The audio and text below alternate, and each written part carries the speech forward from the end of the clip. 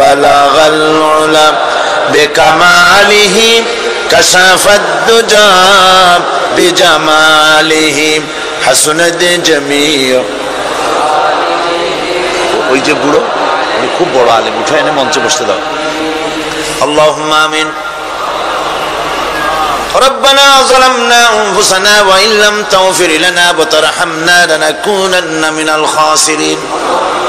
আয় আল্লাহ তাআলা, চট্টগ্রাম ইসলামী সমাজ কল্যাণ পরিষদ কর্তৃক আয়োজিত 5 দিন ব্যাপী তাফসীরুল কুরআনের মাহফিলের আজকের এই সমাপনী দিবসে লক্ষ লক্ষ নরনারী আমরা তোমার দরবারে কয়েকবার দুরূদ ও সালাম পড়ে হাত তুলেছি।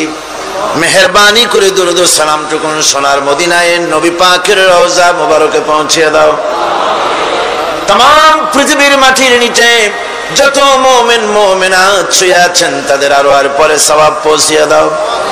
রব্বুল আলামিন, এই মাহফিলের আয়োজন যারা করেছেন, শোনার জন্য যারা দূর দূরান্ত থেকে এসেছেন, আল্লাহ তাআলা কিয়ামতের দিন মুসিবতের সময় এই মাহফিল আমাদের সকলের জন্য নাজাতের ওসিলা বানায় দিও।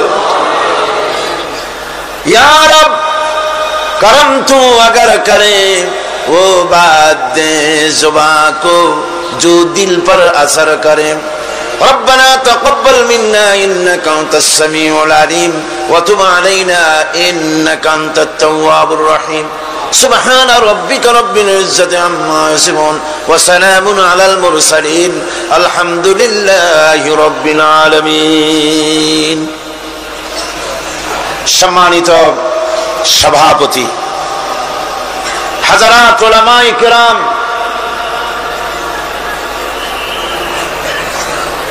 বাংলাদেশ এবং পার্শ্ববর্তী দেশ থেকে আগত সম্মানিত ভাইয়েরা, পর্দার আড়ালের সম্মানিতা বোনেরা, প্রিয় সাংবাদিক বৃন্দ, আমরা আল্লাহ রাব্বুল ইজ্জত ওয়াল জালাল তার দরবারে হৃদয়ের সবটুকুন আবেগ উজাড় করে, সবটুকুন শ্রদ্ধা একত্রিত করে শুকরিয়া আদায় করছি মনিবের, যিনি ওই বিশাল আকাশের মালিক, যিনি বিস্তীর্ণ এই জমিনের মালিক, যিনি পাহাড় পর্বত বন বনানী নদ নদী সমুদ্র মহাসমুদ্রের মালিক, কুল কায়নাতের মালিক। আমাদের আল্লাহ সুবহানাহু ওয়া তাআলার দরবারে বিনীতভাবে শুকরিয়া আদায় করছি, স্বতঃস্ফূর্ত কণ্ঠে বলছি আলহামদুলিল্লাহ। এটা হচ্ছে বায়সে রহমত, আল্লাহর কাছে করুণা পাওয়ার, বরকত পাওয়ার, রহমত পাওয়ার একটা উপকরণ। সকলের কিসমতে এটা হয় না। এমনও হয় এই চট্টগ্রাম থেকে শত শত মাইল দূর দিনাজপুর, রংপুর, বাংলাদেশের আর এক প্রান্ত থেকে লোকেরা শুনতে এসেছেন।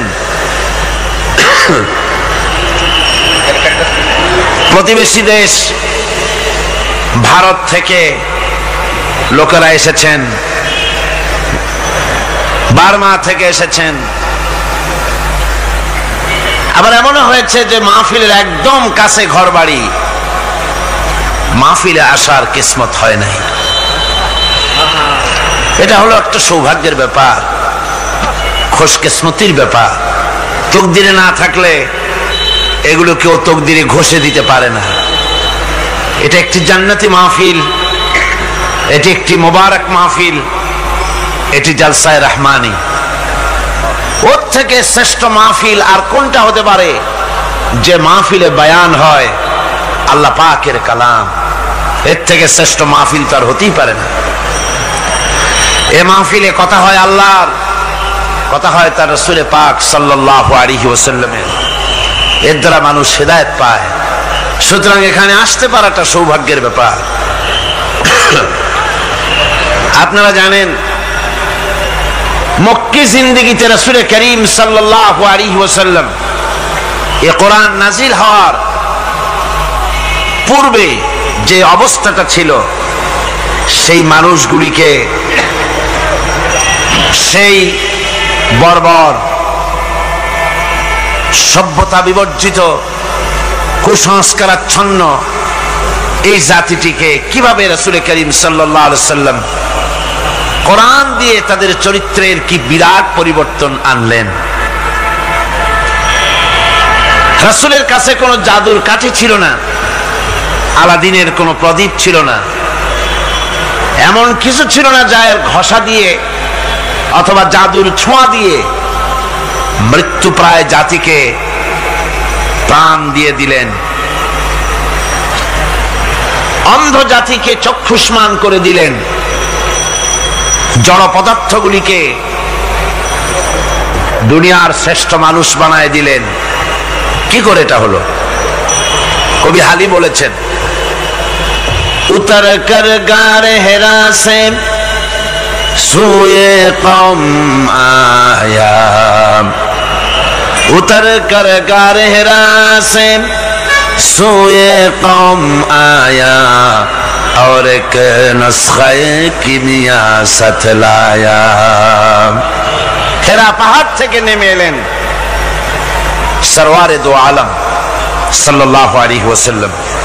হাতে নিয়ে আসলেন একটা পরশ পাথর, কিমিয়া, এমন পরশ পাথর নিয়ে এলেন যার ছোঁয়া লেগে, যার স্পর্শ লেগে লোহাগুলি সোনা হয়ে গেল। সুবহানাল্লাহ পড়েন, সুবহানাল্লাহ পড়েন। পরশ পাথরের খাসিয়ত হচ্ছে, পরশ পাথর যদি লোহায় লাগে, লোহা কি হয়ে যায়? স্বর্ণ হয়ে যায়।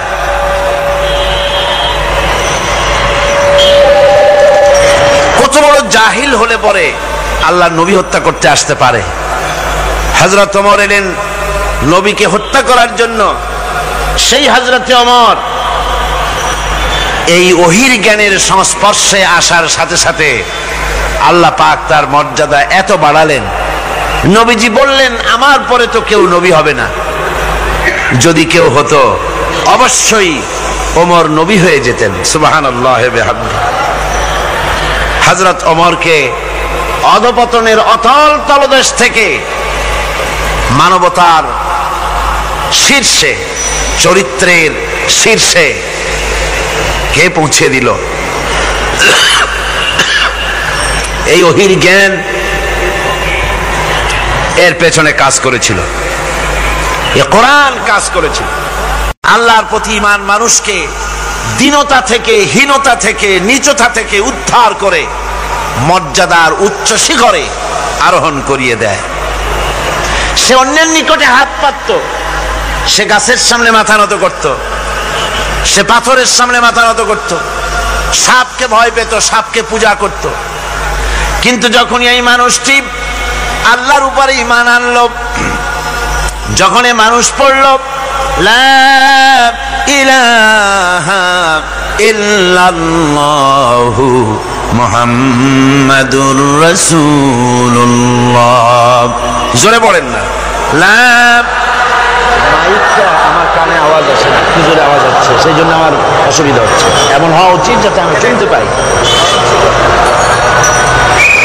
এই কালেমা যখন পড়ল তখন সে নিজেকে চিনতে পারলো, সে বুঝতে পারলো যে আমি যাদের সামনে মাথা নত করি, যাদের সামনে আনুগত্য করি, এগুলি তো আবার আরেকজনের গোলাম। আল্লাহ রাব্বুল আলামিন কোরআনে কারীমের মধ্যে বলেছেন ইয়াবতাগুনা ইলা রাব্বিহিমুল ওয়াসিলা। আল্লাহ পাক বলেন যারা নাকি মানুষগুলি যার সামনে মাথা নত করে, যাদেরকে প্রভু বলে, দেবতা বলে, উচ্চ শক্তি সম্পন্ন মনে করে যাদের পেছনে ঘুরে, যাদের কাছে হাত পাতে, তারাই তো আবার আল্লাহর কাছে যাওয়ার জন্য ওসিলা তালাশ করে। সুতরাং তার ভুল ভেঙে যায়, সে তখন দেখতে পায়, সে তখন বুঝতে পারে যে একজন এমন শক্তি আছে একমাত্র তার কাছেই মাথা নত করতে হয়, আর কারো কাছে করা যায় না। কোরআনে কারীম বলছে ইন্নাল্লাযীনা তাদউনা মিন দুনিল্লাহি ইবাদুন আমসালুকুম। আমি আল্লাহকে বাদ দিয়ে তোমরা যার অনুসরণ করো, আমি আল্লাহকে বাদ দিয়ে তোমরা যাকে ডাকো, নিজের হাজাত পুরা করার জন্য, নিজের উদ্দেশ্য পুরা করার জন্য, মনস্কামনা পূর্ণ করার জন্য আমি আল্লাহরে বাদ দিয়ে যাদের ডাকো ওরা তোমার মতো আমার গোলাম। তুমি যেমন আমার গোলাম, ওটাও আমার গোলাম। তুমি সূর্যের পূজা করো, সূর্য তো আমার গোলাম। তুমি চাঁদের পূজা করো, চাঁদ তো আমার গোলাম। তুমি তো গরু পূজা করো, গরু আমার সৃষ্টি। তুমি তো মাটি দিয়া তৈরি করা মূর্তি বানাইয়া পূজা করো, মাটি তো আমার বানানো। তুমি কাঠ দিয়া পাথর দিয়া মূর্তি বানাও, এগুলির সামনে মাথা নত করো, ওগুলি তো আমার কাঠ আমার পাথর সব আমার। আর আমার গোলামগুলির সামনে তুমি নিজে গোলামি করার জন্য মাথা পেতে দাও, ওই গোলাম তোমার কোনো উপকার করতে পারবে না। সুতরাং আত্মমর্যাদা সৃষ্টি হয়ে যায়, শখসিয়ত পয়দা হয়, পার্সোনালিটির সৃষ্টি হয়। ইমানের এটা সবচাইতে বড় উপকার। মানুষ হীনতা থেকে, নীচতা থেকে তাকে ঊর্ধ্বে উঠায় আনা হয়। মানুষ দেখতে পায়, যদি চোখ থাকে, যদি আকল থাকে, তাহলে দেখতে পায় যেগুলির সামনে তারা মাথা নত করে ওগুলি নিজেরও কোনো উপকার করতে পারে না, অন্যকে উপকার করা তো দূরের কথা, অপরের উপকারও সে করতে পারে না। একবার আল্লাহ নবীর কাছে এক মুশরিক এসেছিলেন। একজন মুশরিক এসেছে একটা ভাঙ্গা মূর্তি নিয়ে, একটা ভাঙ্গা মূর্তি নিয়ে এসেছে। হুজুর বললেন, তোমার মূর্তি ভাঙ্গা কেন? লোকটি বলল, হুজুর এটা হচ্ছে আমার খোদা, এইটারই নিয়ে আমি সব সময় থাকি, যাতে সব রকমের বিপদ থেকে আমি বাঁচতে পারি। প্রতিমধ্যে আমার পেশাব পায়খানার হাজত হলো, এই মূর্তিকে আমি রাস্তায় দাঁড় করায় রেখে চলে গেলাম। পেশাব পায়খানার কাজ শেষ করে এসে দেখি যারে আমি খোদা বলি, যে আমার যে বিপদে বাঁচাবে, তার মাথা থেকে পা পর্যন্ত একদম ভিজা। ভাবলাম নিশ্চয়ই কোনো বরকতের পানি ছাড়া আর কি হতে পারে। এটাকে বরকতের পানি মনে করে আমি যখন চাটা আরম্ভ করলাম, চাটতে গিয়ে দেখি কেমন টক টক লাগে, আর একটা উদ্ভট উৎকট একটা দুর্গন্ধ, অ্যাসিডের মতো ঝাঁঝালো গন্ধ। জিনিসটা কি? চিন্তা করলাম, পানিটা যদি বরকতের হবে তাহলে তো এই রকমের গন্ধ হওয়া উচিত না। পরে এদিক ওদিক তাকায় দেখি দূরে একটা কুকুর দাঁড়ানো আছে, আর তার নিচের থেকে পানি টপকাচ্ছে। তখন বুঝলাম যে এটা কোন বরকতের পানি। কয়, হুজুর মেজাজটা খারাপ হয়ে গেল, ঠ্যাংটা ধরে একটা আছাড় মারলাম। কুত্তার পেশাব দিয়া তুই নিজেরে বাঁচাইতে পারিস না, আমারে বাঁচাবি কেমনে? ওর জেহেন খুলে গেছে। হুজুর সাল্লাল্লাহু আলাইহি ওয়াসাল্লাম হেসে দিলেন। হাদিস শরীফে এসেছে, এই একদিন হুজুর হেসেছিলেন যখন তার দন্ত মোবারক সব বিকশিত হয়েছিল। হুজুর বলছেন, আমার কাছে কেন এসেছো তোমার এই ভাঙ্গা খোদারে নিয়ে? লোকটি বলছে, হুজুর আমি বুঝতে পেরেছি, আমি তো ভুলের মধ্যে ডুবেছিলাম, আমি বুঝতে পেরেছি এগুলি তো আসলে কিছুই না, আমি সত্যের সন্ধানে এসেছি, সত্যের আলোকে আমাকে পৌঁছে দেন। নবীজি পড়লেন, পড়ো লা ইলাহা ইল্লাল্লাহু মুহাম্মাদুর রাসূলুল্লাহ। এরা আপনাকে কি সাহায্য করবে? ও তো নিজের সাহায্যই করতে পারে না। কথা ঠিক কিনা? জোরে বলেন, পারে? পারে না, নিজেরই নিজে বাঁচাতে পারে না, আপনারে বাঁচাবে কেন? এই জন্য ইমান যখন আনে, ইমানের সবচাইতে বড় উপকারিতা হচ্ছে মানুষকে আত্মমর্যাদা দিয়ে দেয়। তার সম্মান, নিজের সম্মান সে বোঝে, সে বুঝতে পারে যেহেতু ক্ষমতা দুনিয়ায় কারো নাই, ক্ষমতার মূল উৎস আমার আল্লাহ রাব্বুল আলামিন। আল্লাহ পাক বলেছেন, আন্নাল কুওয়াতা লিল্লাহি জামিআ, সমস্ত ক্ষমতার উৎস কে? সন্দেহ আছে? আপনারা যেভাবে আল্লাহর নাম জিজ্ঞেস করলে যেভাবে বলেন, তাতে মনে হয় কিসের ফেব্রুয়ারিতে রোজা আসবে, রোজা এখনই শুরু হয়ে গেছে। আপনারা ভাতও খান নাই, ইফতারও করেন নাই, সেহরিও কপালে জোটে নাই, এমনই দুরবস্থা। এরকম তো হওয়া উচিত না। আমি তো দীর্ঘদিনের লালিত স্বপ্ন ইসলামের বিপ্লব হবে চট্টগ্রাম থেকে, আর সেই মুজাহিদরা যদি আল্লাহর নামটা নিতে যদি মহব্বতের সাথে না নিতে পারে তো একটা কথা হইল। জোরে সরে বলেন, সমস্ত ক্ষমতার উৎস কে? হ্যাঁ, এবার না বোঝা গেল যে পারবেন। আল্লাহ পাক হচ্ছেন সমস্ত ক্ষমতার উৎস। এইটা যদি বিশ্বাস করেন তাহলে আপনাকে পরাভূত করতে পারে, পরাজিত করতে পারে এমন ক্ষমতা এই পৃথিবীতে কারো। আল্লাহ রাব্বুল আলামিন বলেছেন, ওয়ামা লাকুম মিন দুনিল্লাহি মিন ওয়ালিয়্যিন ওয়ালা নাসীর। তিনি ছাড়া তোমাদের কোনো অভিভাবকও নাই, সাহায্যকারীও নাই। মুমিনের ওলি কে? মুমিনের অভিভাবক কে? সাহায্যকারী কে? আল্লাহ পাক। আমার বন্ধুগণ, সুতরাং পার্সোনালিটি তৈরি হবে। ইমানের সবচাইতে বড় উপকারিতা, প্রথম উপকারিতা হচ্ছে এই মানুষকে ব্যক্তিত্ব সম্পন্ন করে দেয়। সে কাউকে ভয় করে না, সকলে তারই ভয় পায়। কয় সুবহানাল্লাহ। আল্লাহ রাব্বুল আলামিন বলেন, ওয়াইন ইয়ামসাসকাল্লাহু বিদুররিন ফালা কাশিফা লাহু ইল্লা হুয়া ওয়া ইউরিদিকা বিখাইরিন ফালা রাদ্দা লিফাদলি। আল্লাহ পাক বলছেন, আল্লাহ রাব্বুল আলামিন তোমাকে যদি কোনো বিপদ দেন, এই বিপদ থেকে তোমাকে কেউ মুক্ত করতে পারবে না, কেউ বাঁচায় দিতে পারবে না। আল্লাহ যদি তোমার জন্য বিপদ রেখে দিয়া থাকেন, এই বিপদ থেকে বাঁচাবার ক্ষমতা কারো নাই। আর আল্লাহ যদি তোমাকে কোনো কল্যাণ দিতে চান, তাহলে সেই কল্যাণ প্রতিহত করতে পারে, সে কল্যাণের পথে বাধা দিতে পারে। আকাশে জমিনে এমন কেউ নাই। সুবহানাল্লাহ পড়ে। কাজে শক্তি তো সবটাই আল্লাহ রাব্বুল আলামিনের, ক্ষমতা সবটা কার? আল্লাহ সুবহানাহু ওয়া তাআলা। কল্যাণও করেন তিনি, আর অকল্যাণ যদি করেন সে অকল্যাণ থেকে বাঁচবার উপায় নাই। কল্যাণ যদি করতে চান ঠেকাবারও কারো উপায় নাই। মুমিন ব্যক্তির আত্মমর্যাদা এভাবে বেড়ে যায় ইমানের কারণে।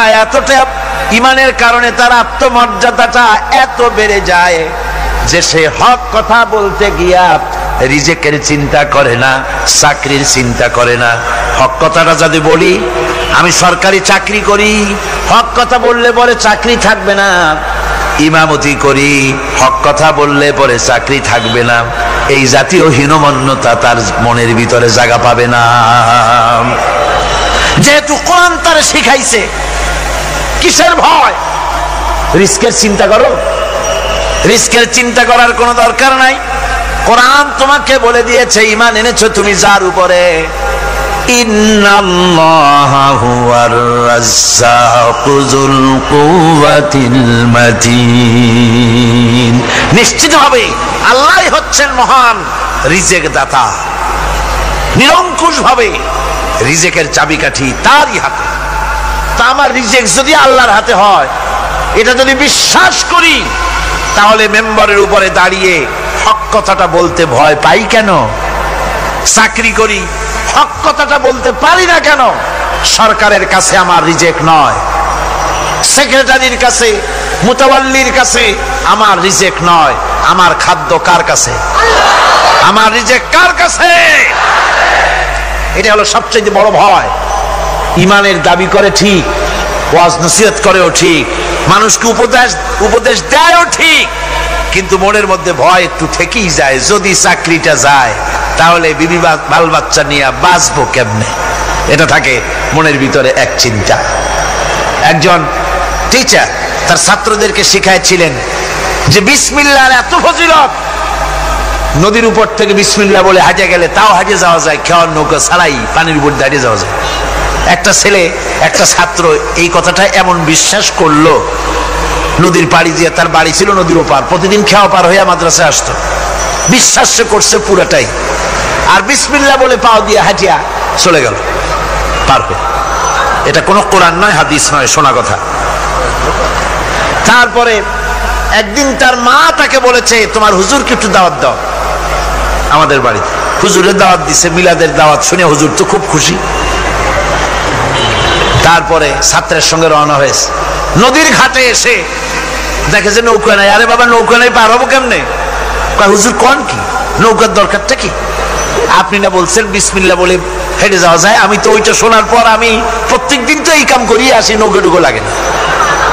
আসেন না আমার সাথে। ছেলে বিসমিল্লাহ বলে হাঁটা আরম্ভ করছে পানির উপর দিয়া। ওস্তাদ চিন্তা করতেছে, আমি তো শুধু ওয়াজি করছি, আমল তো করি নাই, কি না কি হয় আল্লাহই জানে। পাজামা হাঁটু পর্যন্ত টাইনিয়া তারপরে বিসমিল্লাহ করে পা দিছে, আর এক ছোটে চুবনি খাইয়া ভিতরে চলে গেছে।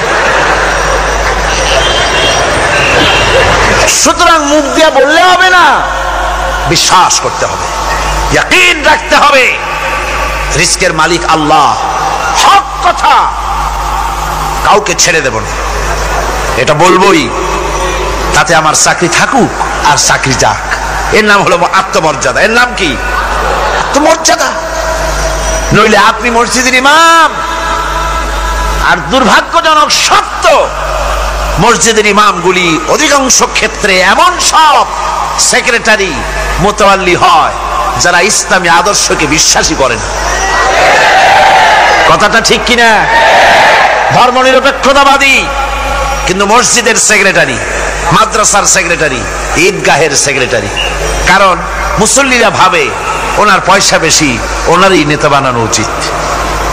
অথচ কোরআন নিষেধ করেছে এমন কোন লোক মসজিদের মোতাওয়াল্লি সেক্রেটারি হতে পারে না যে ব্যক্তি আল্লাহর পথে পরিচালিত নয়, যে আল্লাহকে মানুষের চাইতে বেশি ভয় না করে, যে ব্যক্তির ভিতরে দ্বীন নাই, ঈমান নাই, ইসলামী আদর্শ নাই, শুধু পয়সার বিনিময় সেক্রেটারি মেম্বার মোতাওয়াল্লি হয়ে বসে আছে, আর ইমাম ভয়ের স্বরে কথা বলে না।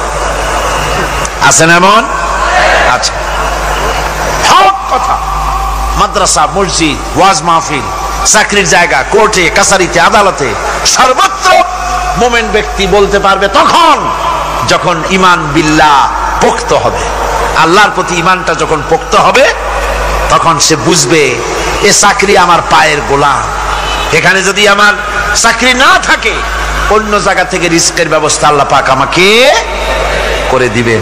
এটাই হচ্ছে ঈমান বিল্লাহর প্রথম উপকারিতা। পয়লা নম্বরের উপকারিতা, মানুষকে পার্সোনালিটি সৃষ্টি হয়ে যায়, তার মধ্যে শক্তি আসে, ঈমানি মজবুতি আসে, তার মধ্যে শখসিয়ত আসে, তার মধ্যে ব্যক্তিত্ব আসে, আত্মমর্যাদা আসে, আত্মসম্ভ্রম সৃষ্টি হয়।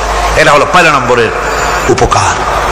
সূরা আলে ইমরানের মধ্যে পড়েন, হযরত জাকারিয়া আলাইহিস সালাম আল্লাহর কাছে সন্তান চেয়েছেন। বার্ধক্যের একবারে চরম প্রান্তে গিয়ে আল্লাহ তাআলা দোয়া কবুল করলেন। হযরত জিবরাইল নাজিল হয়ে গেলেন আর বললেন, আল্লাহ আপনাকে সুসংবাদ দান করেছেন, আল্লাহ আপনাকে একটি সন্তান দিবেন, পুত্র সন্তান। হওয়ার সাথে সাথে নাম রাখবেন ইয়াহইয়া। সন্তান হবে, পুত্র সন্তান, নাম রেখে দিয়েছেন কে? আল্লাহ। হযরত জাকারিয়া আলাইহিস সালাম চিন্তা করলেন, বলেই ফেললেন যে জিবরাইল, আল্লাহ তো বললেন আমার ছেলে হবে, কিন্তু হবে কেমনে তা তো বুঝি না, আমি তো বুড়া মানুষ, তাই তো পারি না। বুড়ি আকিম বন্ধা বাজা, তার বাচ্চা হবে কেমন? সে বুড়ি, আমি বুড়া, কেমনে হবে? হযরত জিবরাইল তো কথা কবে না, কে না বললে? আল্লাহ তাআলা জবাব বললেন, একটা আয়াত বলে নাই, একটি শব্দ বলেছেন আল্লাহ তাআলা, কাদালিক, আমি যেভাবে চাই সেইভাবেই হবে। সুবহানাল্লাহ। আল্লাহ রাব্বুল আলামিন বলেন, মুসা রে, ভয় পাওয়ার কারণ নাই, আমি একটি বোঝার জন্য, দৃষ্টান্তের জন্য এই কাজটি করেছি, ভয় পাওয়ার কারণ নাই। একটা গ্লাস হাতে নিয়ে এক মুহূর্তে রাখতে পারো নাই, ঘুমের আমেজে গ্লাস ভেঙে চুরমার হয়ে গেছে। তোমার রব যদি ঘুমায় যায়, তাহলে আকাশ আর জমিনের ট্রাফিক সিস্টেম অচল হয়ে যায়। সব কিছু তোমার আল্লাহ হাতের মুঠায়। আমি আল্লাহ ঘুমাই না, তাছাড়া মাখলুকদের যা হয় খালেকের তা হয় না। খালেক এর থেকে মুবাররা, পবিত্র। মানুষের ঘুমায়, প্রাণী জগৎ ঘুমায়, আমি ঘুমাই না, ঘুমও নাই, তন্দ নাই। সব শুনি, সব দেখি, আল্লাহ যদি ঘুমায় দেখেন, ওই মহাসমুদ্রের ভিতরে কেউ যদি তুফানে পড়ে যায়, তুফানে পড়ে গভীর রাতে কান্দে রব্বুল আলামিন আমারে বাঁচাও, আমারে বাঁচাবার কেউ নাই, আল্লাহ যদি তখন ঘুমায় তাকে বান্দারে কে বাঁচাও। আল্লাহু আকবার, আল্লাহু আকবার। তিনি ঘুমান না। আরশে আজিমে মেরাজের রাতে নবী করিম সাল্লাল্লাহু আলাইহি ওয়াসাল্লাম যখন ভয় পেয়ে গিয়েছিলেন সিদরাতুল মুনতাহায়, তখন বড় পীর সাহেব নাকি ডেকে বলেছেন, ভয় পাইয়েন না, আমি আপনার সাথে আছি। আস্তাগফিরুল্লাহ, বড় করে বলেন আস্তাগফিরুল্লাহ। গারে সওরে যখন সওর গুহার মধ্যে মুহাম্মদ সাল্লাল্লাহু আলাইহি সাল্লাম আর তার সাথে মাত্র একজন ছিলেন, বলেন নাম কি? রাদিয়াল্লাহু তাআলা। যখন তিনি ভয় পেয়েছিলেন, ভীত সন্ত্রস্ত হয়ে পড়েছিলেন, কে ভয় পাইছিলেন? রাসূল না আবু বকর? আবু বকর রাদিয়াল্লাহু তাআলা ভয় পেয়েছিলেন। সেখানে সান্ত্বনা দিলেন কে? ইয ক্বালা লিসাহিবিহি লা তাহজান ইন্নাল্লাহা মা'ানা। স্মরণ করে সেই সময়ের কথা যখন মুহাম্মদ সাল্লাল্লাহু আলাইহি সাল্লাম তার সাথীকে বললেন, ও আমার সাথী, লা তাহজান, ভয় পেও না, ইন্নাল্লাহা মা'ানা, আল্লাহ আমাদের সাথে আছে। সুবহান। আবু বকর রাদিয়াল্লাহু তাআলা ভয় পাইলেন, সান্ত্বনা দিলেন রাসূল। আর মেরাজে গিয়ে রাসূল ভয় পাইছে, সান্ত্বনা দিয়েছেন বড় পীর আব্দুল কাদের জিলানী। তাহলে তো বোঝা যায় যে হযরতে আব্দুল কাদের জিলানী রহমাতুল্লাহ আলাইহি আবু বকর রাদিয়াল্লাহু তাআলা নূর চাইতেও পাওয়ারফুল। একজন প্রশ্ন করেছিলেন হযরত বড় পীর সাহেবকে, হুজুর আপনি তো আওলাদে রাসূল, অনেক বড় আলেম এবং বড় পীর, আপনার মর্যাদা কি সাহাবীদের সমান? তিনি জবাবে বলেছিলেন, এই ধরনের বেয়াদবিপূর্ণ কথা আর কোনদিন আমার সামনে উচ্চারণ করবে না। রাসূল করিম সাল্লাল্লাহু আলাইহি ওয়াসাল্লামের সাহাবীরা যখন জিহাদের ময়দানে যেতেন, ঘোড়ার পৃষ্ঠে সওয়ার হয়ে ঊর্ধ্বশ্বাসে ঘোড়া ছুটছে, সেই ঘোড়ার নাকের ভিতরে যখন ধুলাবালি ঢুকতো, আমি আব্দুল কাদের জিলানী, সাহাবী তো দূরের কথা, সাহাবীদের যে ঘোড়ার উপরে যুদ্ধ করত, সেই ঘোড়ার নাকের ধুলাবালির সমান নয়। সুতরাং এই জাতীয় কথা যারা ওয়াজ করেন তারা বেয়াদব। নবী করিম সাল্লাল্লাহু আলাইহি ওয়াসাল্লামকে হাজির নাজির বলা হয়, নাউযুবিল্লাহ বলেন। তিনি হাজির নাজির নন, রাসূল মখলুক, আল্লাহ হচ্ছেন খালেক। আকীদা সাফ করতে হবে। একজন পীর সাহেব মারা গেছেন, চাঁদপুরে গেছিলাম একবার, যাই শুনলাম তিনি মাহফিলে দুইটা চেয়ার রাখেন, একটা খালি, খুব সাজানো গোছানো। বললাম ওইটা কেন? কয়েছে রাসূল তো হাজির নাজির, আমরা এতগুলি উম্মত এক জায়গায় হয়েছি, ইয়া নবী সালাম আলাইকা কইতেছি, তা রাসূল আসবে না? তিনি তো আসবেনই, আর আসবে বলে তার জন্য একটা চেয়ার রাখা উচিত। তাই বললাম দলিল তো মজবুত, রাসূল আসছে, একটা চেয়ার তো দেওয়াই উচিত। আমি মানলাম, 30 সেকেন্ডের জন্য মানলাম, রাসূল আসছে, তার জন্য একটা চেয়ার রাখা উম্মতের জরুরি। কিন্তু আপনারা বলেন, রাসূলের জন্য একটা চেয়ার রাখে, একটা মঞ্চ, সেখানে একটা চেয়ার, রাসূল বসবেন, সেই চেয়ারের পাশে আরেকটা চেয়ার দিয়া বসতে পারে এমন বেয়াদব আকাশের নিচে জমিনের উপরে হতে পারে? সুতরাং এ দিয়ে রাসূলের ইজ্জত বাড়ানো হয়নি, তাওহীন করা হয়েছে। কাজী রাসূলের ব্যাপারটি নিয়ে এই ধরনের কথাবার্তা, ওয়াজ নসিহত করা আদৌ ঠিক নয়। তারপর রাসূল নূরের তৈরি, মান্না মাটির তৈরি। আচ্ছা ভাই, আপনার পরীক্ষা তো আসবে সিলেবাসের মধ্য দিয়া, আমার কথা বুঝতেছেন? পরীক্ষা আসবে কিসের মধ্যে দিয়া? আপনি সিলেবাস পড়েন নাই, সিলেবাসের বাইরে পড়ছেন, জম্মের পড়া, পরীক্ষা পাস করবেন, ফার্স্ট ডিভিশনে ফেল করবেন। কিয়ামতের দিন আল্লাহ রাব্বুল আলামিন, বিশ্বাস করুন আমার সামনে কোরআন, কিয়ামতের দিন আল্লাহ রাব্বুল আলামিন তার কোন বান্দাকে প্রশ্ন করবেন না, রাসূল নূরের ছিল না মাটির ছিল, এ ব্যাপারে তোমার আকীদা কি? রাসূল গায়েব জানতেন কিনা, এ ব্যাপারে তোমার আকীদা কি? রাসূল হাজির নাজির ছিলেন কিনা, এ ব্যাপারে তোমার আকীদা কি? এই ব্যাপারে একটি প্রশ্ন করা হবে না। যেই ব্যাপারে প্রশ্ন নাই, সেই ব্যাপারে আজে বাজে বক্তব্য দিয়ে আপনারা রাসূলের মহব্বত দেখান, কিন্তু রাসূলকে যখন গালি দেয় আপনারা তখন থাকেন কই? বই কোনোদিন তো শুনলাম না জমুক হুজুরের রাসূলের সুন্নাত চালু করার জন্য কোন জায়গায় জিহাদের ময়দানে অ্যাটাক হয়েছেন, পাথর খেয়েছেন, জেলে গেছেন, জরিমানা হয়েছে, এরকম তো শুনি না। শুধু আজে বাজে ওয়াজ করেন আর পকেট ভরে পয়সা নিয়ে বাড়ি চলে যান, আর মানুষের মধ্যে বিভ্রান্তি ছড়ায় যান। আল্লাহর রাস্তে খুলনার ওলামাদেরকে বলবো, এই জাতীয় লোকদেরকে খুলনায় প্রবেশ করতে দিবেন না। আমরা কোনো আজে বাজে বক্তব্য শুনতে চাই না। যে কথা বলবেন প্রত্যেকটি কথার পেছনে দলিল দিতে হবে, কোরআন আর হাদিস। কথা বুঝে আসছে? সুতরাং আকীদা সাফ করতে হবে। কারণ আল্লাহ রাব্বুল আলামিন বলেন, ওয়াকাদিমনা ইলা মা আমিলু মিন আমালিন ফাজআলনাহু হাবাআম মানসুরা। আল্লাহ তাআলা বলেন, কিয়ামতের দিন আমি যখন বান্দার আমলনামার দিকে আমি যখন মনোযোগী হব, ওই আমলনামার ভিতরে আমি যদি শিরক মিশ্রিত দেখি, তাহলে বান্দার আমলনামাকে ধুলাবালির মতো উড়াইয়া দেব। ধুলি কণার মতো আমলনামাকে উড়িয়ে দেওয়া হবে। আমি দৃষ্টান্ত দিতে গিয়ে বলি, 10 কোটি 5 কোটি টাকা বা 100 কোটি টাকা খরচ করে বিশাল একটা বিল্ডিং তৈরি করেছেন। এই বিল্ডিংটা ধ্বংস করার জন্য একটা টাইম বোম যথেষ্ট, ঠিক কিনা? একটা টাইম বোম রেখে দিলেন, দূরের থেকে রিমোট কন্ট্রোলের বাটন টিপলেন, বোমাটা বিস্ফোরিত হলো। 100 কোটি টাকার খরচ করা বিশাল বিল্ডিং মুহূর্তের ভিতরে ধূলিকণায় পরিণত হয়ে যায়। এটা বোঝা কি কঠিন না সহজ? আমলনামার ভেতরে যদি শিরক মিশ্রিত থাকে, তাহলে আল্লাহ রাব্বুল আলামিন বলছেন, কিয়ামতের দিন আমলনামাকে শিরক মিশ্রিত আমলনামা ধুলি কণার মতো উড়িয়ে দেব। দাম নাই, সমস্ত আমলগুলি নষ্ট হয়ে যাবে। প্রিয় ভাই সব, সেই জন্য ইন্না শিরকা লাযুলমুন আযীম, শিরক হচ্ছে মস্ত বড় জুলম, অত্যাচার। এই জুলম থেকে আল্লাহ তাআলা আমাদেরকে হেফাজত করুন। আমরা যেন শিরক মুক্ত জীবন যাপন করতে পারি, আল্লাহ যেন তৌফিক আমাদের দেন। আমরা বলি আমিন। সবাই বলেন আমিন। শিরক হচ্ছে অংশীদারিত্ব, বলা যায় পার্টনারশিপ। এই পার্টনারশিপ বিজনেস দিয়ে আমি জিনিসটাকে অনেক সময় বুঝাইতে চেষ্টা করি। যেমন আপনি ব্যবসা করবেন, আপনার কাছে 1 কোটি টাকার প্রয়োজন একটা ব্যবসা করার জন্য, একটা রাস্তার কাজ উঠাবার জন্য, একটা ব্রিজ করার জন্য 1 কোটি টাকা দরকার, কিন্তু আছে আপনার কাছে 50 লাখ।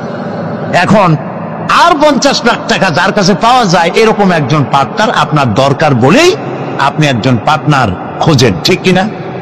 3 কারণে পার্টনারশিপ বিজনেস হয়। কয় কারণে বলেন? 3 কারণ। 1 নম্বর হলো পুঁজির অভাব, 2 নম্বরে পুঁজি আছে কিন্তু ব্যবসা কেমনে করে ওই জ্ঞান নাই। প্রিয় ভাই সব, পুঁজি হইলেই কি ব্যবসা করা যায়? যদি কেউ চেষ্টা করতে চান, করতে পারেন। লক্ষ লক্ষ টাকা দিয়ে ব্যবসাটা করেন, ব্যবসার কোনো জ্ঞান নাই, 1 মাস যাইতে পারবে না, বড় বড় 5-6টা লাল বাতি জ্বলবে আপনার দোকানের সামনে, ঠিক কিনা? কর এক্সপেরিয়েন্স, দক্ষতা, অভিজ্ঞতা, এটি ব্যবসার সবথেকে বড় মূলধন। তাহলে আমরা পার্টনারশিপ বিজনেস করি, 1 নম্বরের কারণ হলো কিসের অভাব? পুঁজির অভাব। 2 নম্বরে জ্ঞানের অভাব, একজন জ্ঞানী লোক তালাশ করি যার ব্যবসার অভিজ্ঞতা আছে। 3 নম্বরে পুঁজিও আছে, ব্যবসার জ্ঞানও আছে, কিন্তু বুড়ো হয়ে গেছে, একেবারে হাঁটতে পারে না, কালাইতে পারে না, সোজা হইতে পারে না, কিন্তু ব্যবসা করার শখ।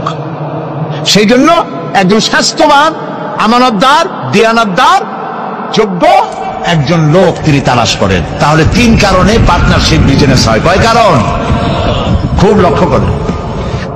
যারা শিরক করে আল্লাহ বরদাস্ত করেন না কেন? কারণ হচ্ছে এই 3 কারণের কোনো অভাব আল্লাহর কাছে আছে। একটা করে দেখি। প্রথমে পুঁজির অভাব। আল্লাহর কি পুঁজির অভাব আছে? আল্লাহ রাব্বুল আলামিন বলেন, লিল্লাহি মা ফিস সামাওয়াতি ওয়া মা ফিল আরদ, আকাশ আর জমিনের একচ্ছত্র মালিকানা আল্লাহর। আকাশ এ জমিন কার? আল্লাহ। জোরে বলুন আল্লাহ। সবকিছুর মালিকানা আল্লাহ তাআলা, তিনি সবটার মালিক।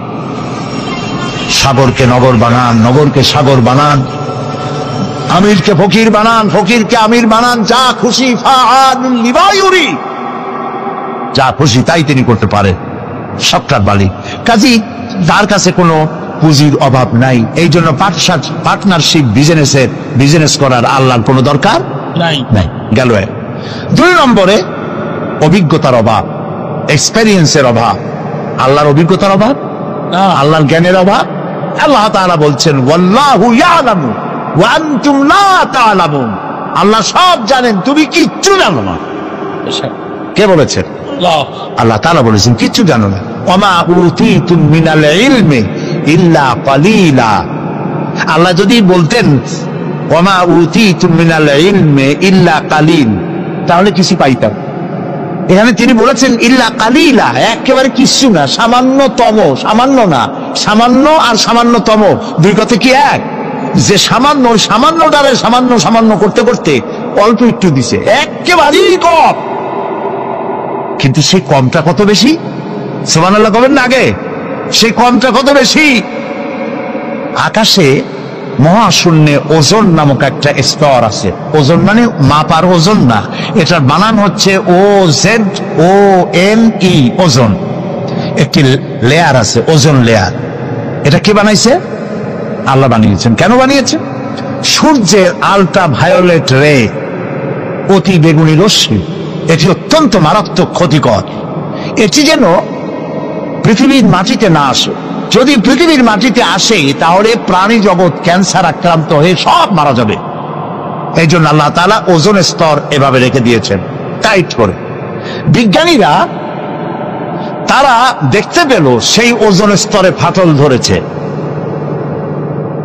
ওমা উতীতুম মিনাল ইলমি ইল্লা কালিলা, সামান্য জ্ঞান এই যে ফাটল ধরছে কোন জায়গায় তা তারা দেখছে।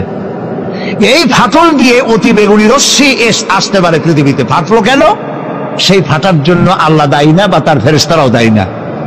ফাটাবার জন্য দায়ী কারা? কারা? ও তাও তো আপনারা বুঝেন, কি ওয়াজ করব?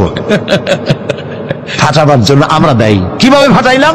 আমরা ফাটাইছি এইভাবে, আমাদের সমস্ত কলকারখানার ধোঁয়া, আমাদের গাড়ির কালো ধোঁয়া, এরপরে সমস্ত কলকারখানার ওয়েস্টেজ, বর্জ্য, এবং যত বোমা বিস্ফোরণ করে টেস্ট করার জন্য, তাতে পানি নষ্ট করেছে, মরুভূমি নষ্ট করেছে, পরিবেশ নষ্ট করেছে। গাছ কাটিয়া সমানে গাছ কেটে পরিবেশ ধ্বংস করা হয়েছে, পাহাড় কেটে পরিবেশ ধ্বংস করা হয়েছে। এখন ব্যালেন্স নষ্ট হয়ে গেছে।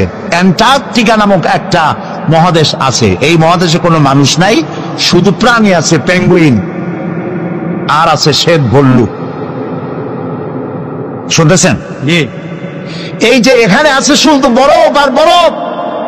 এই বরফগুলি আল্লাহ তাআলা সেখানে জমা করে রেখেছেন। এখন বরফগুলি গলে যাচ্ছে, বরফ গলে যাচ্ছে ওজোন স্তরে ফাটল ধরার কারণে, এবং বরফ গলে যাওয়ার কারণ পানি স্ফীত হয়ে উঠতেছে। ফলে বিজ্ঞানীরা বলছেন কোনো না কোনো দিন বাংলাদেশটা 10 ফিট পানির নিচে তলিয়ে যেতে পারে। আল্লাহ মাফ করুন, বলেন আমিন। এখন ওই ফাটল বন্ধ করার জন্য চেষ্টা চালাচ্ছে। এইটা বন্ধ হবে কেমনে? আপনি যাই ওখানে দর্জি পাঠায় সেলাই করতে পারবেন না। ওইটা বন্ধ করার জন্য পরিবেশকে আল্লাহ যেভাবে বানাইছেন ওইভাবে রাখবার জন্য আপনাকে চেষ্টা করতে হবে। পরিবেশটা আমরা ধ্বংস করেছি ব্যাঙগুলা খাইয়া। এই যে ব্যাঙ সব সালাম দিয়ে দিল, এই ব্যাঙ কত বড় উপকারী ছিল। এখন মানুষ বুঝতে পারে ব্যাঙ কম হওয়ার কারণে ফসল ক্ষতি করে যে পতঙ্গগুলি, এই ক্ষতিকর পতঙ্গগুলি খায় ব্যাঙে। সেই ব্যাঙগুলা সব পয়সার জন্য পয়সা কামাই করার জন্য সব সালাম দিয়ে দিচ্ছেন, ব্যাঙ কমে গেছে, পতঙ্গ বাড়ছে, ফসল কমতেছে। আল্লাহ তাআলার সৃষ্টি। ওয়ামা খালাকনাস সামাওয়াতি ওয়াল আরদা ওয়ামা বাইনাহুমা লাইবিন। আল্লাহ তাআলা বলছেন আকাশ আর জমিনে খেল তামাশার বিষয়বস্তু করে কিছু তৈরি করি নাই, সব মানুষের কল্যাণের জন্য তৈরি করেছি। ওয়ামা উতীতুম মিনাল ইলমি ইল্লা কালিলা, সামান্যতম জ্ঞান দিয়েছে। দেখেন সামান্যতম জ্ঞান। আমেরিকার হিউস্টন ইউনিভার্সিটিতে আমার দাওয়াত ছিল। ওইখানে হচ্ছে নাসার গবেষণাগার। এখানে মহাশূন্যে যে সমস্ত রকেটগুলি গেছে সেই রকেটগুলি ওখান থেকে ছাড়া হয়েছে। আমি সেই রকেটে চড়েছি, যে রকেট সর্বপ্রথম নীল আর্মস্ট্রং, মাইকেল কলিন্স এরা যে রকেটে চাঁদে গিয়েছিল সেই রকেটের মধ্যে আমি চড়েছি, দেখেছি। 5 ঘন্টা, অনেক সময় লাগে দেখতে, কিন্তু আমি 5 ঘন্টা ছিল সময় হাতে, এই সময় নিয়ে দেখেছি।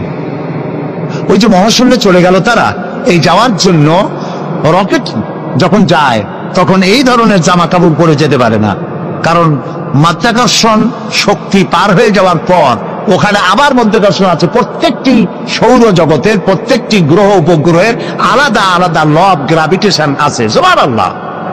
একটা আরেকটাকে টেনে ধরছে। আল্লাহু আকবার বলেন। সূর্য পৃথিবীকে টেনে ধরেছে, পৃথিবী সূর্যকে টেনে, একটার সাথে আরেকটা এইভাবে টেনে ধরা আছে। আল্লাহ তাআলা এই ব্যবস্থা করে রেখেছেন। সুবহানাল্লাহ। এই ব্যবস্থাপনা যেদিন শেষ হবে সেদিন কিয়ামত হয়ে যাবে। আচ্ছা, এইখানে কাপড় চোপড় তাদের আলাদা, ওখানে অক্সিজেন নাই, সেই জন্য অক্সিজেন পিঠে বেঁধে সিলিন্ডার বেঁধে নাকের সাথে লাগানো থাকে, দেখছেন না আপনারা ছবি।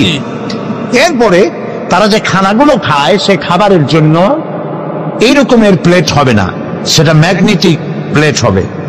খাবারগুলো এর মধ্যে আটকা থাকে, যদি আটকানো ব্যবস্থা না হয় তাহলে খাবারগুলো ভেতরে গিয়ে ভাত যদি হাতে নেন ভাতগুলো উড়ে যাবে, একটা একটা ধরে ধরে খাওয়া লাগবে। পানিগুলো ছিটকে যায়, সেই জন্য ট্যাপের উপরে ঢাকনা দিয়ে হাত ঝুঁকবার ব্যবস্থা আছে, তা নাহলে পানিগুলি বৃষ্টির মতো উড়ে যাবে। এই ব্যবস্থা। এইখানে বিজ্ঞানীরা কি করলো, পৃথিবী থেকে 49 কোটি কিলোমিটার দূরে, 49 কোটি কিলোমিটার দূরে হলো মঙ্গল গ্রহ, যেটাকে মার্স বলা হয়। সেইখানে সোজার্নার নামক একটি গাড়ি পাঠিয়ে দিল আমেরিকার নাসা থেকে। এটি 10 কেজি ওজনের একটি রোবটের মতোই। ওর মধ্যে একটি গাড়ি আছে, 6 চাকার একটি গাড়ি। সেই গাড়িটা নিয়ে এটা চলে গেল, রকেট এটা চলে গেল। 49 কোটি মাইল অতিক্রম করতে কয়েক মাস সময় লাগলো। এরপরে সেখানে নামলো, নামার পরে পর্দাটা ফেটে গেল, গাড়িটা বেরিয়ে আসলো। ওতে ছিল হাই পাওয়ারের ক্যামেরা দিয়ে ছবি তুলবে এবং ছবিগুলি ওখান থেকে ট্রান্সমিট করবে নাসায়। চিন্তা করেন, 49 কোটি মাইল দূরে, সেইখান থেকে ক্যামেরায় ফটো তুলছে আর ফটো ট্রান্সমিট করতেছে মাটিতে। সেই ফটো তুলতে তুলতে, ফটো আসতে আসতে বিজ্ঞানীরা দেখলেন, কম্পিউটারে তারা দেখতে পেল যে ওই গাড়িটা চলতে চলতে হঠাৎ এক জায়গায়, ছোট্ট গাড়িতেও একটা পাথরের সাথে আঘাত লেগে কাত হয়ে গেছে, চাকা দুইটা উঁচু হয়ে গেছে। এই যেমন আমাদের দেশের গাড়ি ট্যাক্সি রাস্তায় মাঝে মধ্যে ছোট মানুষের মতো কাইট হয়ে পড়ে, ওই রকম কাইট হয়ে পড়ছে। চিন্তা করেন, এই পৃথিবীর মাটিতে বসে এই দৃশ্য দেখে কম্পিউটার মনিটরিং করে কাইট হওয়া গাড়িটাকে সোজা করে আবার চালাইয়া ছবি পাঠাবার ব্যবস্থা করেছে। এই যদি হয় সামান্য জ্ঞান, তাহলে আমার আল্লাহর জ্ঞান কত! সুবহানাল্লাহ। আল্লাহ তাআলা কত জ্ঞানী! সুবহানাল্লাহ, সুবহানাল্লাহ। আল্লাহ তাআলা পার্টনারশিপ বিজনেসের জন্য, আল্লাহর, আমি বলছিলাম পার্টনারশিপ বিজনেসের জন্য কয়টা জিনিস দরকার? 3টা। 1 নম্বরে পুঁজির অভাব। পুঁজির অভাব আল্লাহর আছে? এত আস্তে করলে তো হবে না, এটা তো ইমানের প্রশ্ন। পুঁজির অভাব আছে আল্লাহ। 2 নম্বরে আল্লাহ তাআলার জ্ঞানের অভাব আছে, দক্ষতা, এক্সপেরিয়েন্স, অভিজ্ঞতার অভাব আছে। এবার 3 নম্বর কি বলছিলাম কোন তো দেখি? মাশাআল্লাহ, মনে আছে? আলহামদুলিল্লাহ, আলহামদুলিল্লাহ। সবাই পকেট ভরা নাম্বার নিয়ে বাড়ি যেতে পারবে না। 3 নম্বরের শক্তি। আল্লাহ তাআলা বয়সের ভারে এখন ক্লান্ত। বলেন নাউযুবিল্লাহ, বলেন নাউযুবিল্লাহ, আবারও বলেন নাউযুবিল্লাহ। খুলিকাল ইনসানু দাঈফা। আল্লাহ কয় তোরা দুর্বল। মানুষদেরকে সৃষ্টি করা হয়েছে কি করে? দুর্বল করে। আর আল্লাহর অবস্থা কি? আল্লাহ রাব্বুল আলামিন বলেন, আন্নাল কুওয়াতা লিল্লাহি জামিআ, আন্নাল কুওয়াতা লিল্লাহি জামিআ। সমস্ত ক্ষমতার উৎস কেবলমাত্র কে? আল্লাহ রাব্বুল আলামিন। আর আমার দেশে কিছু নেতা নেত্রী আছেন এমন, যারা বলেন সকল ক্ষমতার উৎস জনগণ। বলেন নাউযুবিল্লাহ। এই কথা বলা জায়েজ নাই, এই কথা বিশ্বাস করা হারাম। এখন যদি গোটা পাশের বাউয়া ব্যাংক চেনেন বাবু ব্যাংক? যদি মাহফিলের মধ্যে লাভ দিয়ে এরকম পড়তে পড়তে আপনাদের মধ্যে আসে, খোলা ব্যাংক কয়, খোলা ব্যাংক, খোলা ব্যাংক, খোলা ব্যাংক গুলি লাভ হবে যে জোরে, আপনারা লাভ দিবেন তার থেকে কি? কতগুলি বউবাসী, কতগুলি বল্লা, কতগুলি ভিমরুল যদি ছেড়ে দেওয়া যায়, মানুষ টেকবে একটাও? ওই মাথা দিয়ে সাপ ঢুকছে, শোনা মাত্রই এই মাথা দিয়ে লোক দৌড়তে এবং দৌড় মারবে লবণ সোনা পর্যন্ত যাইয়া কবে ভাই আমরা দৌড়াই কেন? আপনারা সকল ক্ষমতার উৎস, কেবলমাত্র পাগল আর ছাগলদের কথা এটা। সকল ক্ষমতার উৎস আল্লাহ তাআলা। আল্লাহ।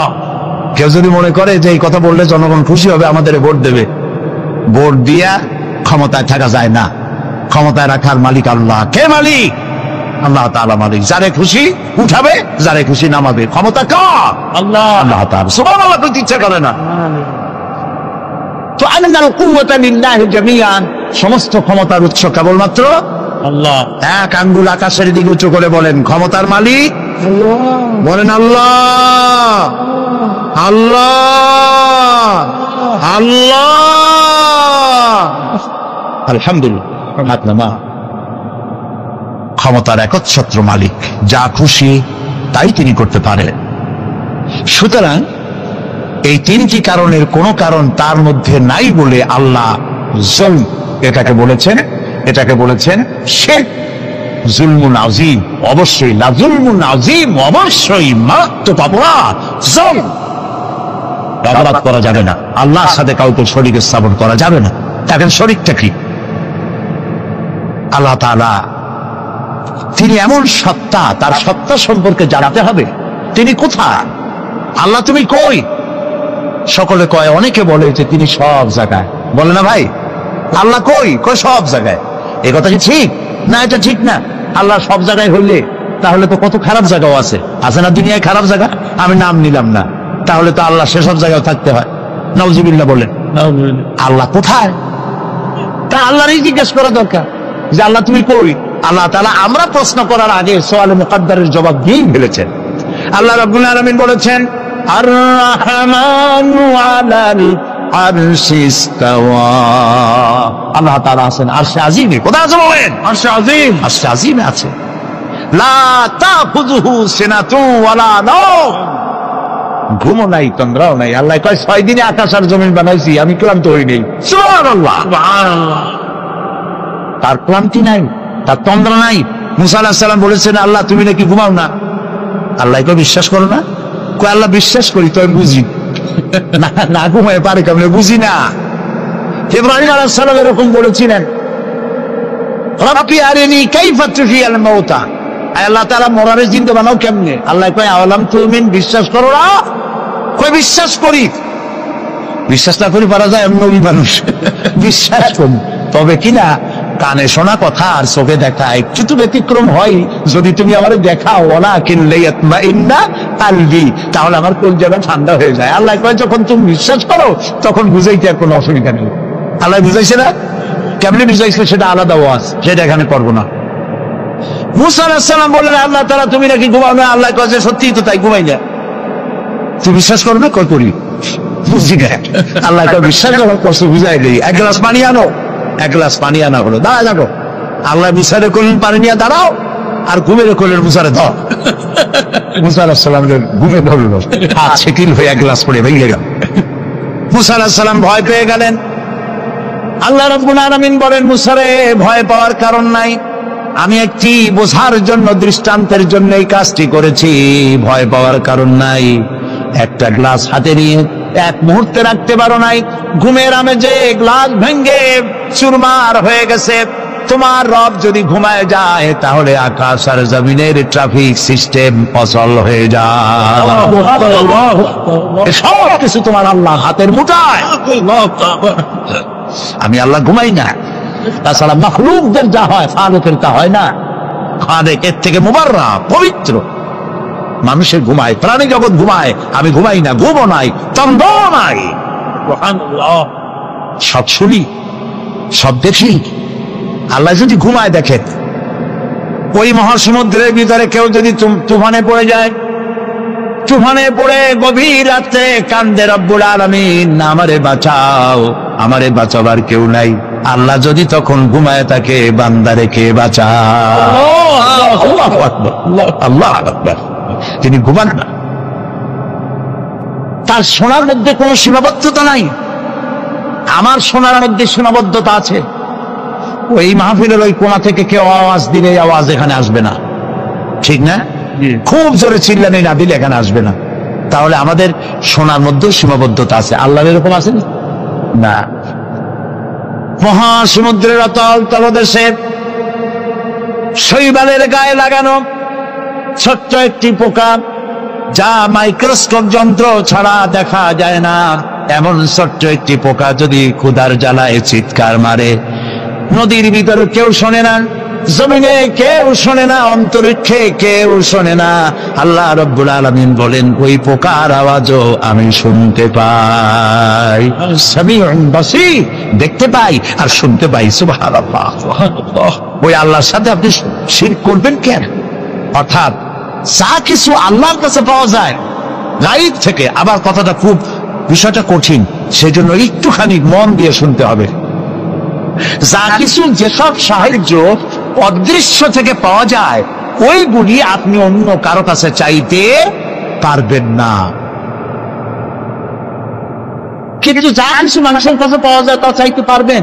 আপনার ঘরে পেঁয়াজ নাই, মেহমান আসছে, ঘরে চিনি নাই, চা খাওয়া লাগবে। সেই জন্য আপনার বউ অথবা আপনার ছেলে মেয়ে যদি পাশের বাড়িতে পাঠান যে পাশের বাড়ি থেকে 1 কাপ চিনি নিয়ে আসো, আবার কিনে আমি তোমার ফেরত দেবো, এরকম করি না আমরা? আমার পরে মাঝে মধ্যে যাই যাচ্ছে।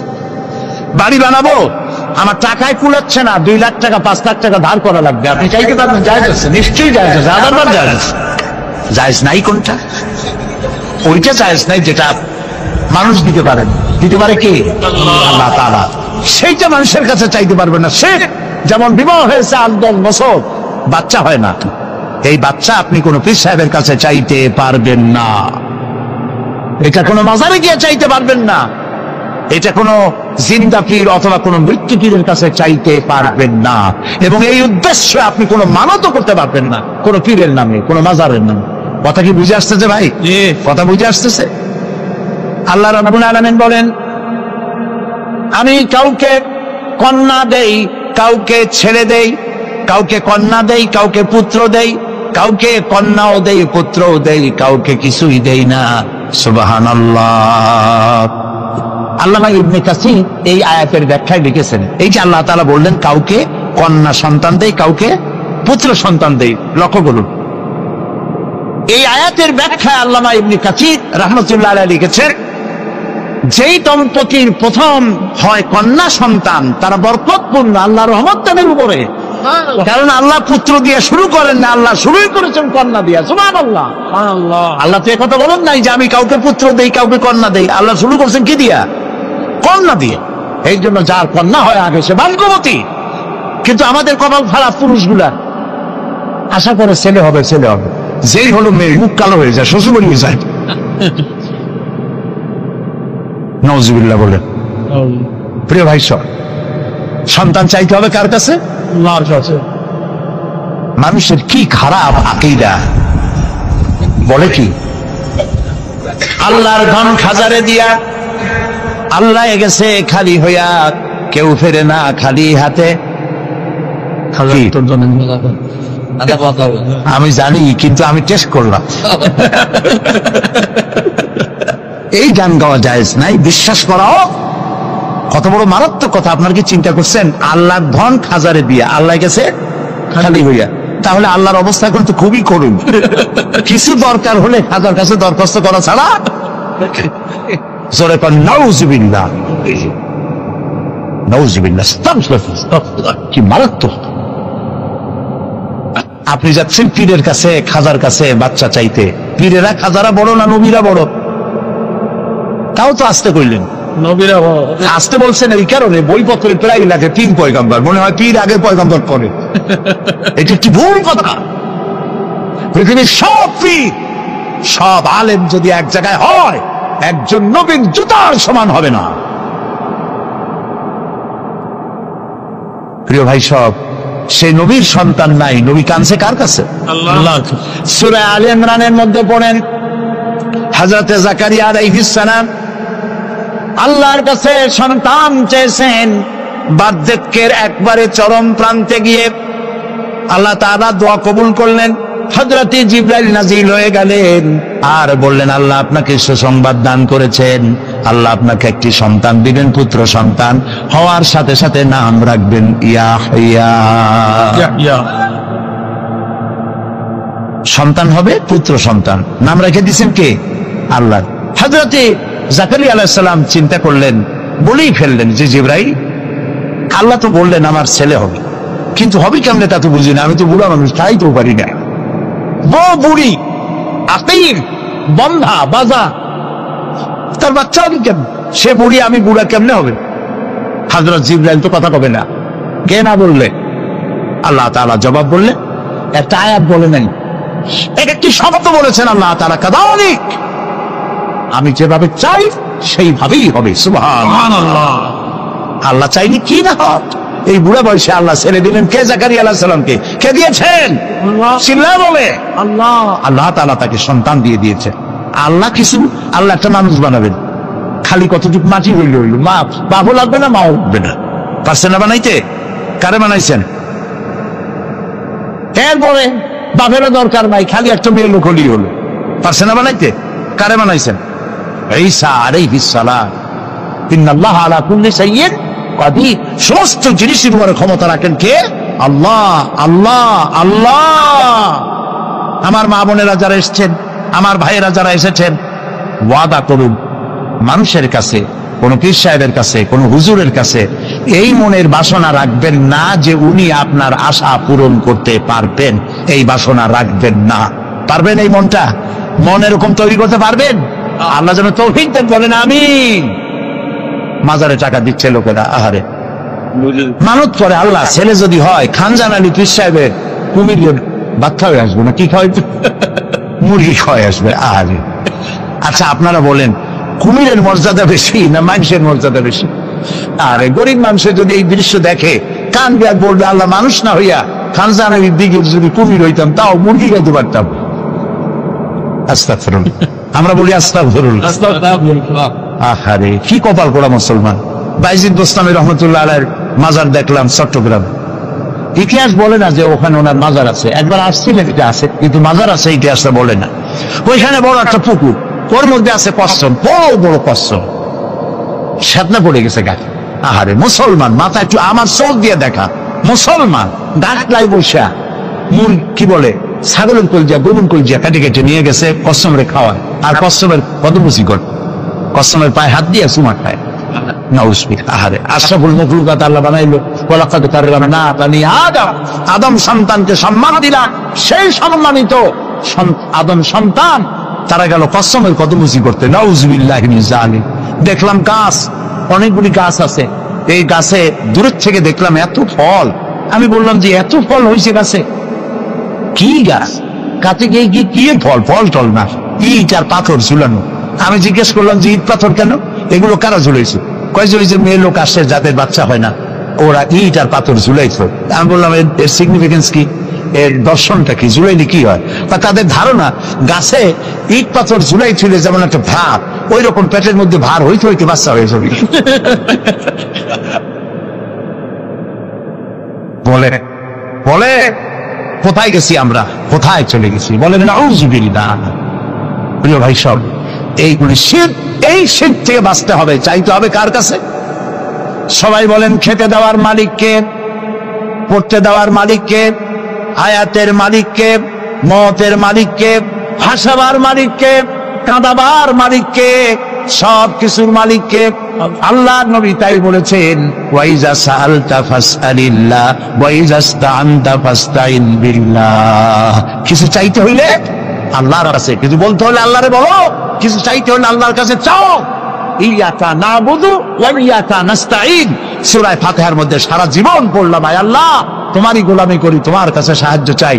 একবার কাবা শরীফে মসজিদুল হারাম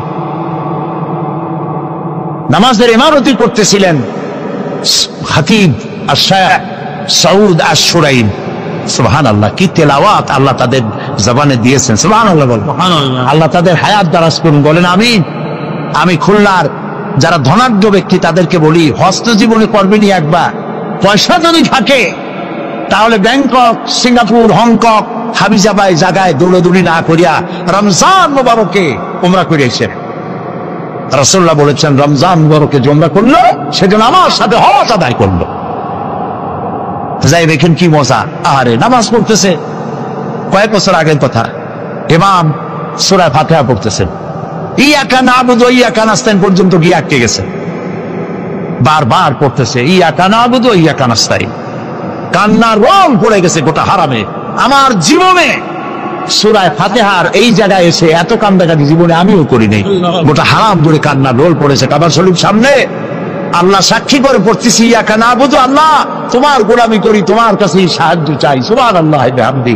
এই গোলামিটা যদি ঠিক মতো হইতো আর সাহায্যটা যদি চাওয়া আল্লাহর কাছে ঠিক মতো হইতো, বুশের বাচ্চা বুশ মুসলমানদেরকে পিটাইতে পারত না। শারনের বাচ্চা শারন মুসলমানদের গায়ে হাত দিতে পারত না। কপাল পড়েছে, আল্লাহরে চিনি নাই, আল্লাহরে চিনি নাই। ওয়ামা কাদারুল্লাহ হাক্কা কাদরিহি, আল্লাহর যা মর্যাদা, আল্লাহর যা মান সম্মান ইজ্জত, সেই পরিমাণে আল্লাহর হক এবং সম্মান অনুযায়ী ইবাদত করতে পারি নাই। কোরআনের ওই মর্যাদা দিতে পারে না যেই মর্যাদা কোরআনের দেওয়া উচিত। তাবিজ লিখে লিখে কোরআনের প্রতি সেই শ্রদ্ধা আমরা নষ্ট করে দিয়েছি। তাই এক শ্রেণীর লোকেরা বলে কোরআন হলো পুরাণ, 1400 বছর আগের কোরআন মানুষের উপকার, অর্থনীতি, সমাজনীতি দিবে কি? কারণ আপনি তো অর্থনীতি সমাজনীতি পড়েন নাই, খালি তাবিজই তালাশ করছেন। কোন জায়গায় তাবিজ পাওয়া যায়? কি সব তাবিজ দেখে, লাল কালি ধান্দা কেমনে লাগায় দেখেন। টিউবওয়েলের পানি, কলের পানি, ড্রেনের পানি, সালার পানি, ব্যাবের পানি, খালের পানি, 7 জায়গার পানি, জাফরানের কালি, এগুলো আনিয়া তারপরে দাগ দেয়। কতগুলো লাল লাল দাগ দিয়া 1233, 1793, 612, 1117 সব হাবিজাবি। এরপরে কত ফেরেশতাদের নাম রাখে, তারপরে লেখে ইয়া তেকমি, ওই যে কুকুরের নাম, হ্যাঁ জিব্রাইল তো আছে, কুকুরের নাম লেখে। তারপরে কাপসা তাইতুস, এরপরে কি ধানের চুষ, এই সমস্ত দিয়ে চিয়া কতগুলি নাম টাম দিয়ে তাবিজ বানায়। নাউজুবিল্লাহ। আবার ওই যে 40 কি চেহেল কাপ, চেহেল কাপ, কাফাকা, কাফাকা, কামাকা, কুকুকু, কুকুর কুকুর জাতীয় চেহেল কাপ। কুমকুমিয়া হাবিবি কোথায় পাইছি আল্লাহ জানে, কোন হাদিসে নেই।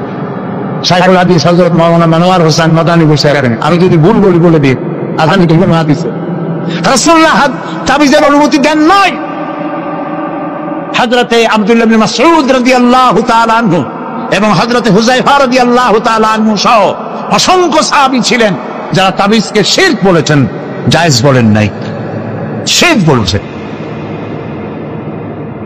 এরপরে গ্রামে দেখছি কলার ফেতরা, কলার পাতা শুকায় গেল, ওটা কি কয়? বাসনা কয়, বাসনা বলে, ফেতরা বলে। ওগুলো কৃষকদের কাছে নিয়ে যায়, তারপর কলার ফেতরায় গির দিয়া এরপরে মানুষের গলায় মান দা। আরে মানুষ কি ছাগল? ওয়ালাকাদ কাররামনা বানি আদম, আল্লাহ বানাইলে কি সম্মানিত, ওরে ফেতরার খোল বাঁধে দেয় গলায়। কিছু কিছু বাচ্চা দেখা যায়, ছোট ছোট বাচ্চা এতগুলো তাবিজ হাঁটতেও পারে না। আমি চিন্তা করছি বাচ্চা যদি কথা কইতে পারতো, বাচ্চা কইতেছে আল্লাহ কি অপরাধ করছি, মায়ের পেটে তো ভালোই ছিলাম, এই দুনিয়া আসার পরে এতগুলো তাবিজ দিচ্ছে আমার গলা।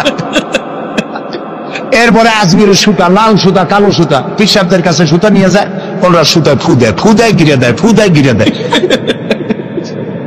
আহারে একদম জায়েজ নাই, ওগুলো ব্যবসা। প্রিয় ভাই সব, রাসূলুল্লাহ এই কাজ করেন নাই, একজন সাহাবীও তাবিজ লেখেন নাই। ঝাড়ফুঁক জায়েজ, এর অনেক হাদিস আছে, ঝাড়ফুঁক জায়েজ আছে, রাসূলুল্লাহ নিজে করেছেন, ঝাড়ফুঁক করেছেন। আর ঝাড়ফুঁকের জন্য 2টি আলাদা সূরা আল্লাহ তাআলা নাযিল করে দিয়েছেন, মাওয়াজাতাইন, সূরা ফালাক, সূরা নাস। হাদিস শুনুন, রাসূলুল্লাহ বলেছেন সূরা ফালাক, সূরা নাস সকালে 3 বার আর রাতে 3 বার পড়ে হাত দুটো এরকম করে ফু দিয়া, সেই 2টি হাত গোটা শরীরে তেল ডলে যেরকম, ওইরকম করে গোটা শরীরে যে করবে, শয়তানের দুষ্ট জিন এবং দুষ্ট মানুষের সকল প্রকারের অনিষ্টতা থেকে আল্লাহ তাকে হেফাজত করবেন বলেছেন রাসূল করিম সাল্লাল্লাহু আলাইহি ওয়াসাল্লাম। সুতরাং প্রিয় ভাই সব, তাবিজের কাছে আল্লাহর রাস্তায় যাবেন না আর শিরক করবেন না। আল্লাহ তাআলা বলেছেন আলাইসাল্লাহু বিকাফিন আবদা, আমি আল্লাহ, আমি আমার বান্দার জন্য যথেষ্ট নই? আপনারা কোন অবশ্যই যথেষ্ট, আপনারা বলেন অবশ্যই যথেষ্ট। সুতরাং এই কাজগুলির মধ্যে যাওয়া যাবে না, চাইতে হবে কার কাছে? আল্লাহর কাছে। নবী করিম সাল্লাল্লাহু আলাইহি ওয়াসাল্লাম হযরতে মুআজ রাদিয়াল্লাহু তাআলা আনহু রাসূলের পেছনে গাধার পিঠে বসা ছিলেন। নবী করিম সাল্লাল্লাহু আলাইহি ওয়াসাল্লাম বললেন, ইয়া মুআজ। তিনি বললেন, লাব্বাইক ওয়া সাদাই। রাসূলুল্লাহ আবার বললেন, ইয়া মুআজ। তিনবার। কয়বার? তিনবার। হযরত মুআজ বললেন, লাব্বাইক ওয়া সাদাই। হে রাসূল, গোলাম হাজির। রাসূলুল্লাহ জিজ্ঞেস করলেন, মুআজ তুমি কি জানো বান্দার উপর আল্লাহর হক কি আর আল্লাহর উপর বান্দার হক কি? তিনি বললেন, আল্লাহু আ'লামু ওয়া রাসূল। সাহাবীদের জবাব এরকমই ছিল, আল্লাহ এবং তার রাসূল ভালো জানেন। আরেকটা হাদিস মনে পড়ে গেল মাঝখানে, এইটা বলার আগে ওইটা বলিনি। রাসূলুল্লাহর কাছে একজন এসে বলল, শোনেন, রাসূলের কাছে একজন সাহাবী এসে বললেন, হে রাসূল, ওইটাই হয় যেটা আল্লাহ করেন এবং আপনি ইচ্ছা করেন, সেটাই তো হয়। আল্লাহ যেটা ইচ্ছা করেন আর আপনি যেটা ইচ্ছা করেন সেটাই তো হয়। রাসূলুল্লাহ সঙ্গে সঙ্গে ধমক দিলেন, কখনো এই কথা আর বলবে না। সেইটাই হয় যেটা আল্লাহ তাআলা ইচ্ছা করেন, এখানে আমাকে শরীক করো না। আমার ইচ্ছায় কিচ্ছু হয় না, সবাই কার ইচ্ছা হয়? আল্লাহ তাআলা। সাথে সাথে রাসূলুল্লাহ তাকে সতর্ক করে দিলেন। রাসূলুল্লাহ যদি এভাবে সতর্ক করেন, আমাদেরকে সতর্ক হওয়া উচিত। রাসূলুল্লাহ তিনবার ডাকলেন। হযরত মুআজকে জিজ্ঞেস করলেন, তুমি জানো আল্লাহর উপরে বান্দার হক কি, বান্দার উপরে আল্লাহর হক কি? তিনি বললেন, আল্লাহ এবং রাসূল ভালো জানেন। আল্লাহর নবী বললেন, মুআজ শোনো, আল্লাহর উপরে বান্দার হক হচ্ছে বান্দা আল্লাহর ইবাদতের মধ্যে কাউকে শরীক স্থাপন করবে না। এটাই হলো আল্লাহর উপরে বান্দার হক। আর বান্দার উপরে আল্লাহর হক হচ্ছে যেই বান্দা আল্লাহর ইবাদতের মধ্যে কাউকে শরীক স্থাপন করবে না, আল্লাহ রাব্বুল আলামিন তার জন্য জাহান্নামের আগুন হারাম করে দিবে। খবরদার শিরকের কাছে যেও না। আমরা কি আল্লাহর সাথে দেখা করতে চাই? বলেন, দেখা করতে চাই? যারা জবাব দেন নাই তারা কিন্তু বিপদে। আমরা কি আল্লাহর সঙ্গে দেখা করতে চাই? যদি আমরা আল্লাহর সঙ্গে দেখা করতে চাই, আল্লাহ রাব্বুল আলামিন বলেন, ফামান কানা ইয়ারজু লিকা রাব্বিহি ফালইআমাল আমালান সালিহান ওয়ালা ইউশরিক বিইবাদাতি রাব্বিহি আহাদা। ফামান কানা ইয়ারজু লিকা রাব্বিহি, তোমাদের মধ্যে যে কেউ আল্লাহর সঙ্গে, রবের সঙ্গে যদি কেউ দেখা করতে চায়, দুইটা কাজ করতে হবে। কয়টা কাজ? ফালইআমাল আমালান সালিহা, সেজন্য ভালো কাজ করে, উত্তম কাজ করে। ভালো কাজ, ভালো কাজ কারে কয়? ভালো কাজ করার জন্য দুইটা শর্ত। ভালো কাজ করার জন্য কয়টা শর্ত? আমলে সালেহ, নেক কাজের জন্য দুইটা শর্ত মুখস্থ করুন। এক নম্বর শর্ত হচ্ছে কাজটি হতে হবে আল্লাহকে খুশি করার জন্যে। এত বড় তাফসীরের মাহফিল দেখে লোকেরা বুঝবে খুলনা সমাজ কল্যাণ পরিষদ কি বিরাট কাম করছে, এই নিয়ত নয়, এবং তারা সেই নিয়ত করেও নাই। আলহামদুলিল্লাহ বলেন। আলহামদুলিল্লাহ। এটা করবো এই জন্য, এই জন্য আল্লাহ খুশি হবেন, আল্লাহর কোরআনের প্রচার হবে, আল্লাহ খুশি হবে, সেই জন্য করেছে। তাহলে কাজটা, যে কোনো কাজ আমি করব, ভালো কাজ যেটাই করব, সে কাজটা করব কারে খুশি করার জন্য? আল্লাহ। দুই নম্বরে কাজটি হতে হবে সুন্নতে নববী সাল্লাল্লাহু আলাইহি ওয়াসাল্লামের উপরে। দাড়ি রাখবো কারে খুশি করার জন্য? আল্লাহর খুশি করার জন্য। রাখবো কার মতো? রবীন্দ্রনাথের মতো, কার্ল মার্কসের মতো, ম্যাক্সিম গোর্কির মতো? কার মতো? রাসূলুল্লাহ। বাস, আর দৃষ্টান্ত দিতে চাই না। আশা করি বুঝে আসছে কিনা? তাহলে আল্লাহ তাআলা বলছেন যে যদি তোমরা তোমার রবের সাথে দেখা করতে চাও, কয়টা কাজ করতে হবে? দুইটা। একটা কাজ হলো ভালো কাজ করো, নেক আমল করো। আর দুই নম্বরে হচ্ছে ওয়ালা ইউশরিক বিইবাদাতি রাব্বিহি আহাদা, আল্লাহর ইবাদতের সাথে কাউকে শরীক স্থাপন করো না। তাহলে আল্লাহ তাআলার সঙ্গে দেখা করা কিয়ামতে যাবে। ربنا ظلمنا أنفسنا وإن لم تغفر لنا وترحمنا لنكونن من الخاسرين ربنا لا تزغ قلوبنا بعد إذ هديتنا وهب لنا من لدنك رحمة إنك أنت الوهاب ربنا فاغفر لنا ذنوبنا وكفر عنا سيئاتنا وتوفنا مع الأبرار ربنا وآتنا ما وعدتنا على رسلك ولا تخزنا يوم القيامة إنك لا تخلف الميعاد أي الله ربنا العالمين বিশাল এই জনতা নিয়ে তোমার দরবারে হাত তুলেছি রব্বুল আলামিন কোরআনে কারীমের মাহফিল বড় আশা করে হাত তুলেছি মেহেরবানি করে আলোচনার সওয়াব রাসূল করিম সাল্লাল্লাহু আলাইহি ওয়াসাল্লামের রূহ মুবারকে পৌঁছায় দাও तमाम পৃথিবীর মাটির নিচে মুমিন মুমিনাত যারা শুয়ে আছে তাদের রূহের উপরে সওয়াব পৌঁছায় দাও রব্বুল আলামিন আমাদের মা বাপ যাদের দুনিয়া থেকে বিদায় হয়ে গেছে কবরগুলিকে জান্নাতের টুকরা বানায়া দাও রব্বির হামহুমা কামা রব্বায়ানি সগীরা সবাই পড়েন রব্বির হামহুমা কামা রব্বায়ানি সগীরা আয় আল্লাহ আমাদের মা বাপ যাদের বেঁচে আছে স্বাস্থ্য ভালো রাখো আল্লাহ তাদেরকে হায়াতে তাইয়্যিবা দাও সিহাতে কুল্লিয়া দাও খাতিমা বিল খাইর করো রব্বুল আলামিন কোরআনে কারীমের মাহফিলে বড় আশা করে আমরা হাত তুলেছি আমাদের জিন্দেগির সকল গুনাহ খাতা maaf করে দাও আয় আল্লাহ তাআলা জীবনে বহু গুনাহ করেছি গুনাহ করে করে জীবনটাকে নষ্ট করে ফেলেছি আয় আল্লাহ তুমি দয়া করে মেহেরবানি করে আমাদের জিন্দেগির গুনাহ maaf করে দাও